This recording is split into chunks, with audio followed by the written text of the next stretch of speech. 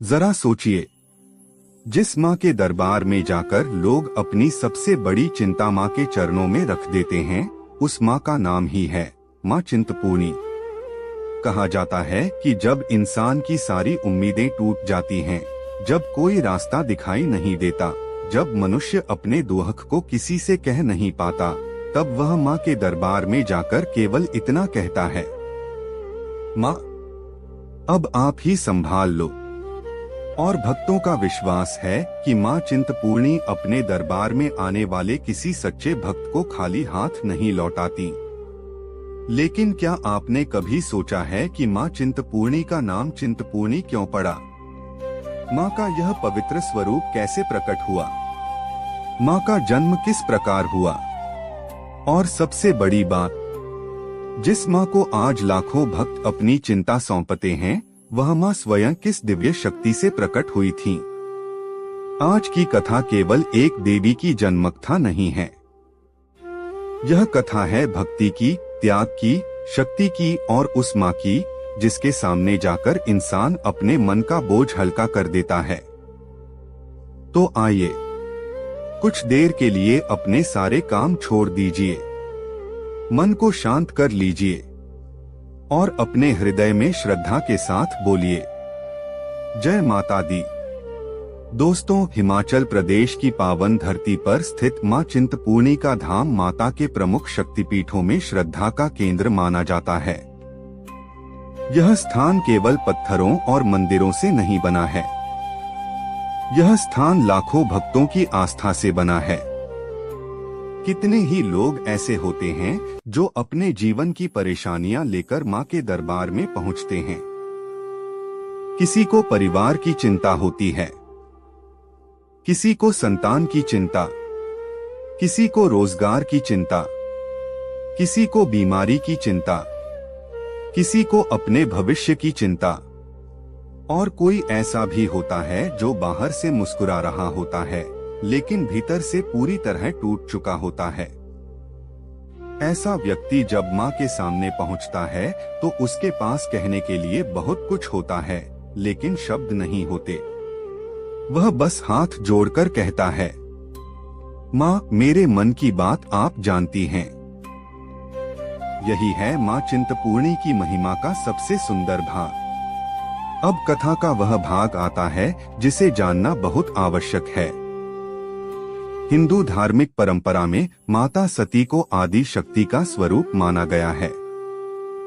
माता सती का विवाह भगवान शिव से हुआ था, लेकिन माता सती के पिता राजा दक्ष भगवान शिव को पसंद नहीं करते थे। एक समय राजा दक्ष ने एक विशाल यज्ञ का आयोजन किया। इस यज्ञ में सभी देवी देवताओं को आमंत्रित किया गया, लेकिन भगवान शिव और माता सती को निमंत्रण नहीं दिया गया। माता सती ने जब यह बात सुनी तो उनके मन में अपने पिता के घर जाने की इच्छा हुई।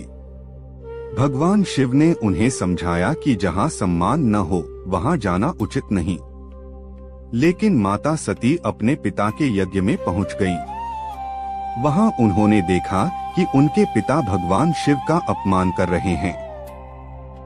यह देखकर माता सती अत्यंत दुखी हुई। उन्होंने अपने पिता से कहा, जिस शिव को आप अपमानित कर रहे हैं वही मेरे आराध्य हैं, वही मेरे प्राण हैं। लेकिन राजा दक्ष का अहंकार नहीं टूटा। तब माता सती ने अपने योग बल से स्वयं को अग्नि में समर्पित कर दिया। यह घटना केवल एक दुखद घटना नहीं थी। यह घटना संसार को यह संदेश देती है कि अहंकार कितना भी बड़ा क्यों न हो, अंत में उसका पतन निश्चित है।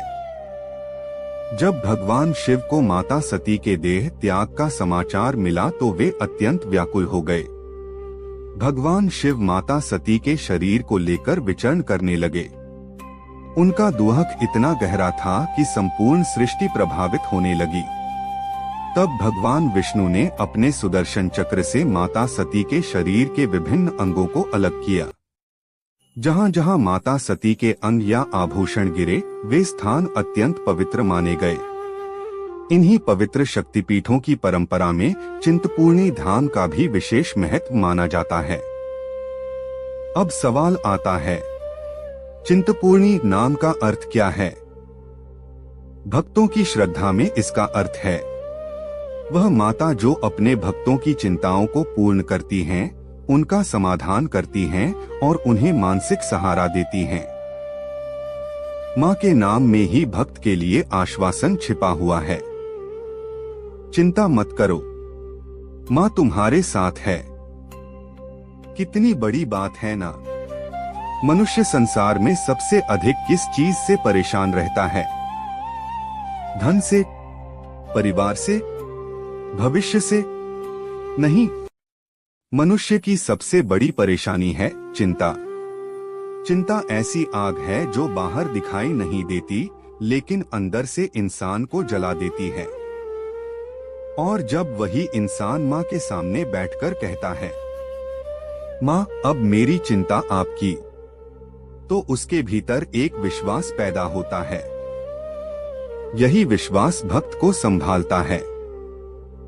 कभी आपने गौर किया है, मनुष्य जब बहुत खुश होता है तो दोस्तों के पास जाता है, लेकिन जब बहुत दुखी होता है तो भगवान के पास जाता है।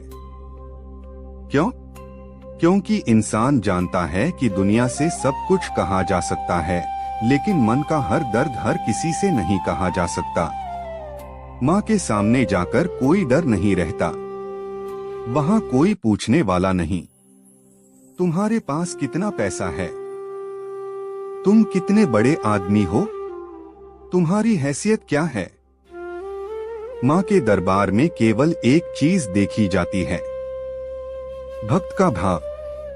गरीब हो या अमीर, राजा हो या साधारण इंसान, सब माँ के सामने सिर झुकाते हैं। यही तो माता का दरबार है।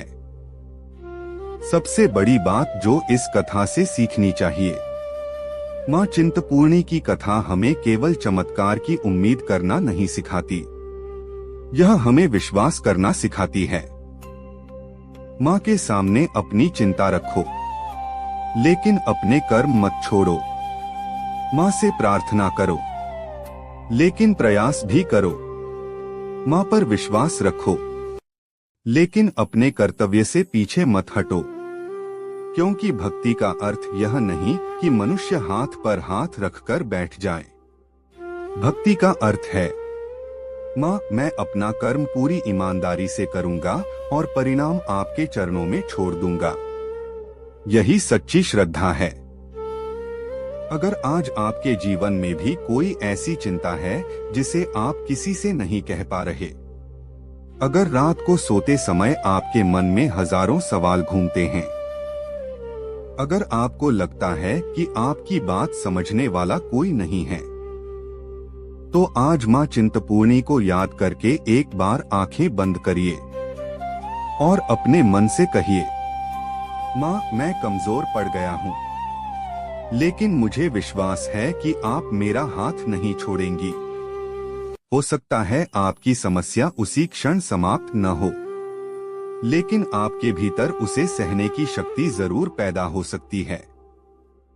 और कई बार भगवान समस्या को तुरंत नहीं हटाते, पहले इंसान को उस समस्या से लड़ने की शक्ति देते हैं। माँ से क्या मांगना चाहिए? भक्तों एक बात हमेशा याद रखना, माँ के दरबार में केवल धन मत मांगना, केवल सुख मत मांगना, केवल सफलता मत मांगना। माँ से मांगना, माँ मुझे सही रास्ते पर चलने की बुद्धि देना, माँ मेरे परिवार में प्रेम बनाए रखना, माँ मेरे मन से भय निकाल देना, माँ मुझे कठिन समय में टूटने मत देना, माँ मेरे भीतर इतना विश्वास रखना कि परिस्थिति कैसी भी हो मैं आपका नाम न छोड़ूं। क्योंकि अगर माँ का नाम जीवन में बना रहा तो कठिन समय भी धीरे धीरे गुजर जाता है। माँ की भक्ति हमें एक बहुत बड़ा संदेश देती है।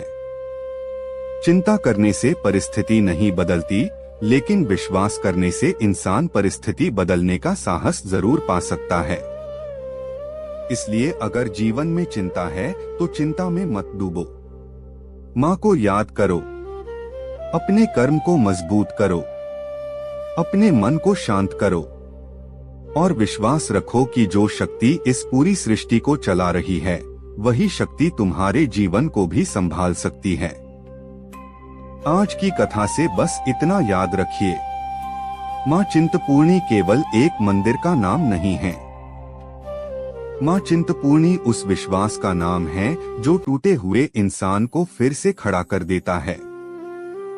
माँ उस उम्मीद का नाम है जो अंधेरे में भी रोशनी दिखाती है।